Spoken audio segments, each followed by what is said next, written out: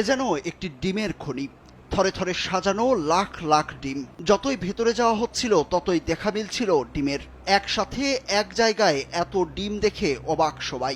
এই ভান্ডারে পাওয়া গেছে 28 লাখ পিস ডিম, যেখানে কয়েকটি এলাকার মজুতকারীরা এই ডিম মজুত রেখেছে। ভোক্তা অধিকার সংরক্ষণ অধিদপ্তর সূত্রে জানা গেছে যে কোল্ড স্টোরেজে এই 28 লাখ পিস ডিম মজুত করা হয়েছে সেটি মূলত একটি আলুর কোল্ড স্টোরেজ। কোল্ড স্টোরেজ কর্তৃপক্ষ এবং রেজিস্ট্রার পর্যবেক্ষণ করে দেখা গেছে এসব ডিমের কোনোগুলো 20 দিন, আবার কোনোগুলো 1 মাস ধরে মজুত করা হয়েছে।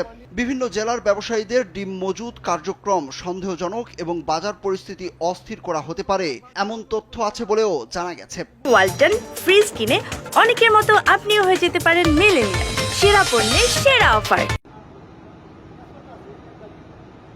বিশাল এই ডিমের মজুদের সন্ধান পাওয়া গেছে কিশোরগঞ্জের পাকুন্দিয়া উপজেলার একটি কোল্ড স্টোরেজে। সেখানে গোপন সংবাদের ভিত্তিতে অভিযান চালিয়ে এই 28 লাখ পিস ডিম পাওয়া যায়। বাজার স্থিতিশীল রাখার স্বার্থে এসব ডিম দ্রুত খালাসের নির্দেশ দিয়েছে জাতীয় ভোক্তা অধিকার সংরক্ষণ অধিদপ্তর। রোববার 11 সিন্ধু কোল্ড স্টোরেজে অভিযান চালিয়ে এই আদেশ দেন জেলা ভোক্তা অধিকার সংরক্ষণ অধিদপ্তরের সহকারী পরিচালক হৃদয় রঞ্জন বণিক।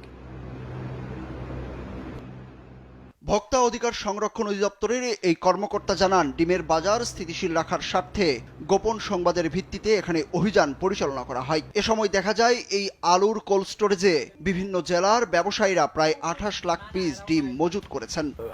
আমাদের কাছে তথ্য ছিল যে এই পাকুন্দিয়া কোল্ড স্টোরেজে ব্যাপক পরিমাণ ডিম মজুত আছে এবং আমরা এখানে আজকে তদারকি অভিযান পরিচালনা করার সময় এর সত্যতা পাই। আমরা এই কোল্ড স্টোরেজের যে ম্যানেজার মহোদয় আছে ওনার সাথে কথা বলে আমরা এখানে সত্যতা পেয়েছি যে 28 লক্ষ পিস ডিম এখানে মজুদ আছে। আমরা এটা আপনাদের সাথে নিয়ে এটা তদারকি করলাম, দেখলাম সত্যতা রয়েছে। আমরা আমাদের দপ্তরকে জানিয়েছি এবং সেই মোতাবেক যে নির্দেশনা আসছে সেটি হচ্ছে আজকের ভিতর যেন এই ডিম এটা খালাস করে দেয়। হৃদয় রঞ্জন বণিক আরো জানান, কোল্ড স্টোর কর্তৃপক্ষকে জানিয়ে দেওয়া হয়েছে ডিম মজুত করা ব্যবসায়ীদের একদিনের মধ্যেই ডিম খালাস করার জন্য।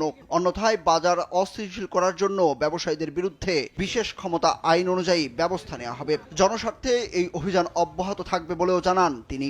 আমাদের দপ্তরের নির্দেশনা অনুযায়ী যে ব্যবসায়ীদের সাথে আমাদের কথা হয়েছে এবং কোল্ড স্টোরেজের ম্যানেজার মহোদয় কথা বলবে এবং বলেছেন অনেক ব্যবসায়ীদের সাথে, তারা আমাদেরকে ফোনে আশ্বস্ত করেছে যে তারা আজকে থেকেই এটা শুরু করবে এবং যদি তারা এটা না করে আমরা এটা ফলো আপ এখানে আবারও অভিযান করব।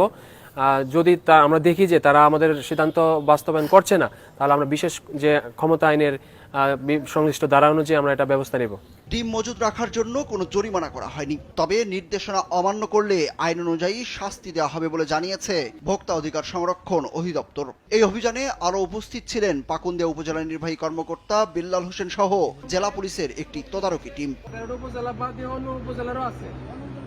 সুরুজ আহমেদ, কালবেলা।